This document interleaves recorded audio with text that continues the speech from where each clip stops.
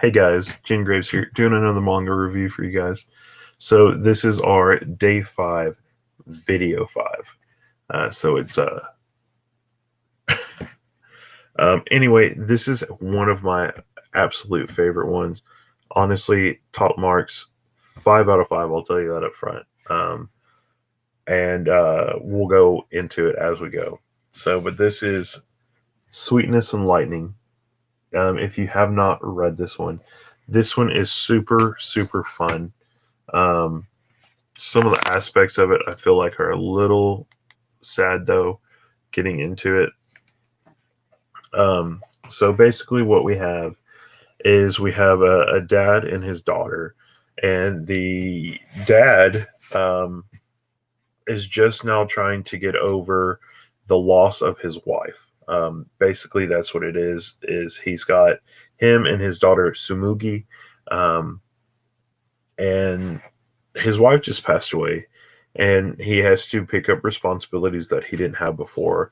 In this series, most of it is he has to pick up the cooking. So it's a series printed by Kondansha, made by Guido Magakure. Guido Magakure. Um, but he has to pick up the slack from it, and he starts by trying to learn little stuff. He has a girl that's one of his class, or in his class at school, and he actually has to sit there and figure out, what do I do to interest a little girl in cooking or in eating something tasty besides the old stuff that I just kind of knew how to make before. Um, so it is really good in that aspect. She starts out as a really little girl, and you get to see her kind of go through her pre-K kind of moments and stuff, and you get to see her go into her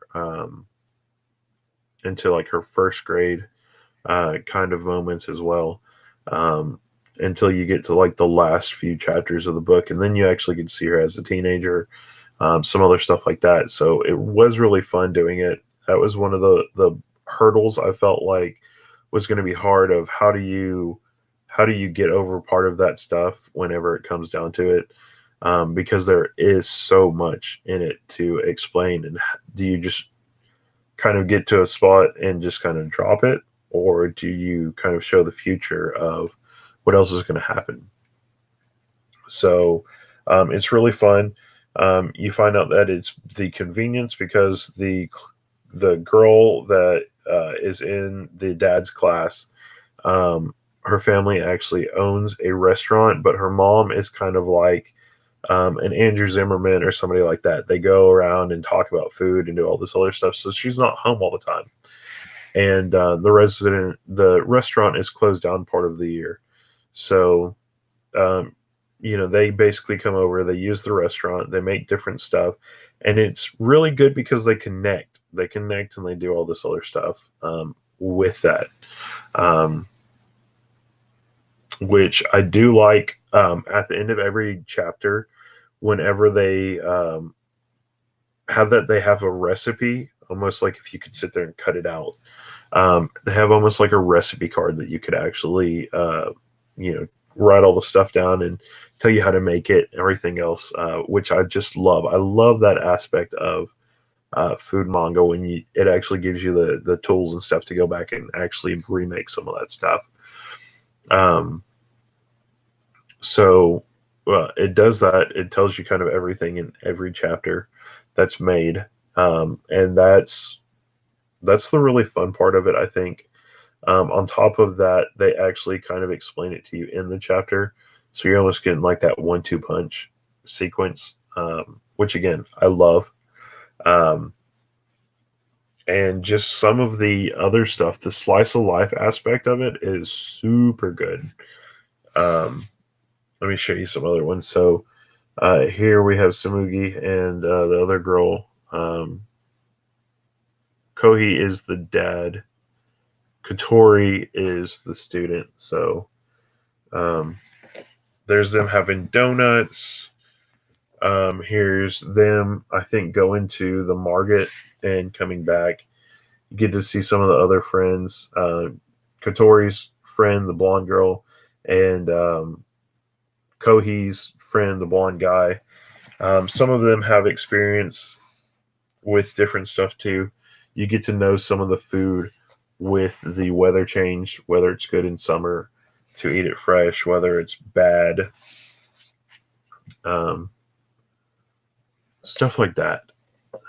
But I mean, it's so fun when it comes down to this because there is so much that comes in this as a package. Being a parent myself, that's one of the big things that I love about the series is the fact that you get this kind of whole, um, what do you do? What do you do when you connect to your child through food? But what do you do when they have problems in life? How do you adjust it? How do you reassure them in a certain way? And how do you make it better? Um, I feel like this is one of those series that actually does that. It goes in depth to it. Um, and it proves, I feel like, some of the aspects of how having a hobby and being able to connect with, in this aspect, your child or friend or whoever, can actually um, make you a better person. So, and it opens up more opportunities. I feel like at different opportunities, there is some hurdles that needed to be jumped because um, maybe Sumugi didn't want to talk to Kohi, her dad.